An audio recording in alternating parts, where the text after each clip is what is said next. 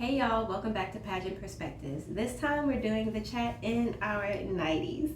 So the last perspective video we spoke about Miss America being engaged, but there have also been some developments in the Mrs. side of pageantry that I've neglected to speak about that I want to discuss with y'all now.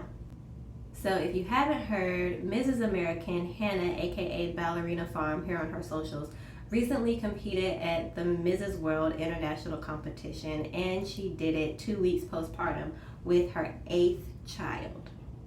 Now, the reason why this is such a hot and heavy topic is because it has never been heard of a Mrs. contestant competing so early in the postpartum stage.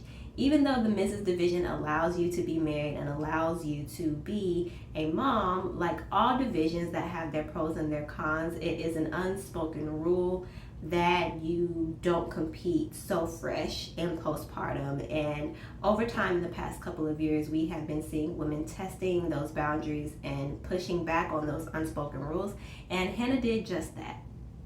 Now, she has received a lot of criticisms for competing at an international pageant 2 weeks postpartum. People have been saying that she is setting unrealistic expectations for new moms and moms in general. People are saying that she should be more concerned about her health and healing and just soaking up all the moments with her new baby, and that the pageant should be low priority for her and that she's being selfish. What I want to discuss with y'all is why I disagree with those criticisms and how in a lot of ways they don't really apply to Hannah, and how we should be supporting her and continue to support her as she fulfills the rest of her duties in her reign for the rest of her year as Mrs. American. Now, I'm not gonna lie to y'all. I was pretty concerned and had a lot of questions when the information was released shortly after Hannah's crowning as Mrs. American that she was pregnant and that her due date and the international competition were very, very close together.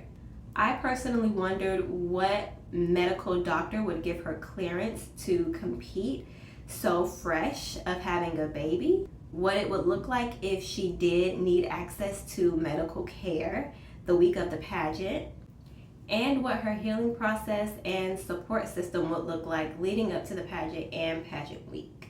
And as I thought more about it, I realized that all of my concerns were rooted in the fact that I am a Black woman, and the concerns that I have about pregnancy and postpartum and medical advocacy and receiving proper care are very different from the concerns that a white woman may have in America. This is not to ruffle any feathers, y'all. This is just medical facts that the pregnancy and mortality rate and postpartum mortality rate is highest among Black women. So as a Black woman, as a Black wife, as a Black mom, if I was in Hannah's position, I would more so be leaning on the side of not competing at all, because if something happened where I did need medical care during pageant week, I don't have confidence in our medical team and our medical system that I would receive the care that I need, because history has shown me that. Now, to her benefit, Hannah did have a home birth, so I'm not sure if medical clearance is something that she even had to think about or consider. And with that, there is also a corresponding trend of home births being on the rise in the Black community. So although we cannot control things like our race and the families that we are born into, it does play a role in decision making and the things that we want to take risk and chances on and what we have accessibility to. So although people are expressing concerns for Hannah's health and her well-being, those concerns may be stemming from a place and from experiences that are predetermined by what we look like and how what we look like influences how we move through the world and what we receive from the world.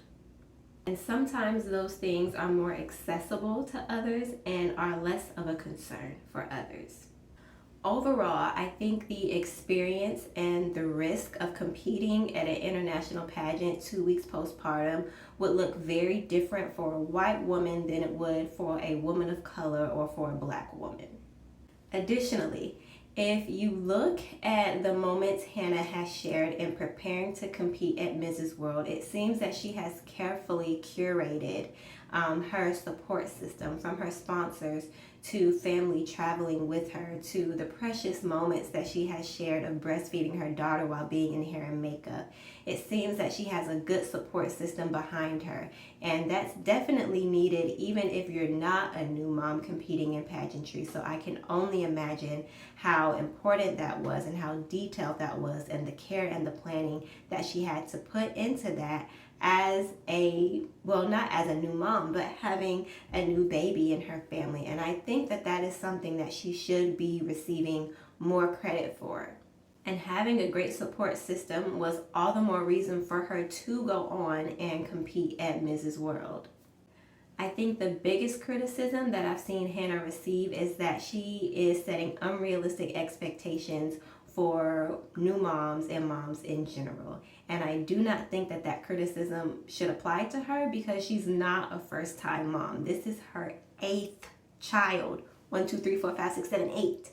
So at this point, she knows her postpartum body very well. She probably knows how long she's going to bleed. She knows what her milk supply is going to look like. She knows how she's going to be feeling in her postpartum body. She knows where her aches are going to be, if any at all. She knows how her body is going to react to the lack of sleep. She's done this numerous of times. And although it may be an unrealistic expectation for a first-time mom to go on to an international competition 2 weeks postpartum, it doesn't apply to Hannah, because she's not new to motherhood and she's not new to pageantry either. Now, I don't think that what Hannah has done is a standard that first-time moms or new moms or moms in general to aspire to. We're all so different. We're all so multifaceted. Every pregnancy is different. Every postpartum season is different. Every body is different. So what you see one mom doing that you may think is the epitome of a snapback may not be what that looks like in your life and on your body, and that is okay. I do think that the resting period is important for that first pregnancy and for that first time mom. But like I said, Hannah ain't new to this. She true to this. She has 8 kids. I think all in all, when women put in the time, effort, money, and detailed planning to achieve a goal, that we should not be telling them to sit down. We should not be telling them that they're being extra and unnecessary for going above and beyond in what they want to achieve. If anything, we should be asking them what we can do to help. What do they need? What kind of support do they need? How can we support them? Because at the end of the day, this is what systems and boards and pageant people are saying that they want. They want women to go above and beyond and be ambitious. They want women that are doing it all. But then when women do that, there's a constant criticism behind it of selfishness, of setting unrealistic expectations, and not being still enough. If Hannah has gotten this pushback in the Mrs. division, a division that does not have any restrictions on marital status or how many kids you can have or if you can be pregnant or not, then what example is that setting for the women that want to compete in USA and Universe where the same restrictions have been lifted? We really have to start putting our money where our mouth is, and instead of telling women what they can and can't do, we need to be more verbal in asking how we can support them. Yes, what Hannah has done is a very unique situation. It's not possible for everyone. It's not advised for everyone, but this was a purpose and a calling that she had to fulfill that was unique to her. And once a woman decides that she's going to fulfill a purpose that is unique to her, and if she's putting in the time and the effort into planning it and to being intentional, that is something that we should always support.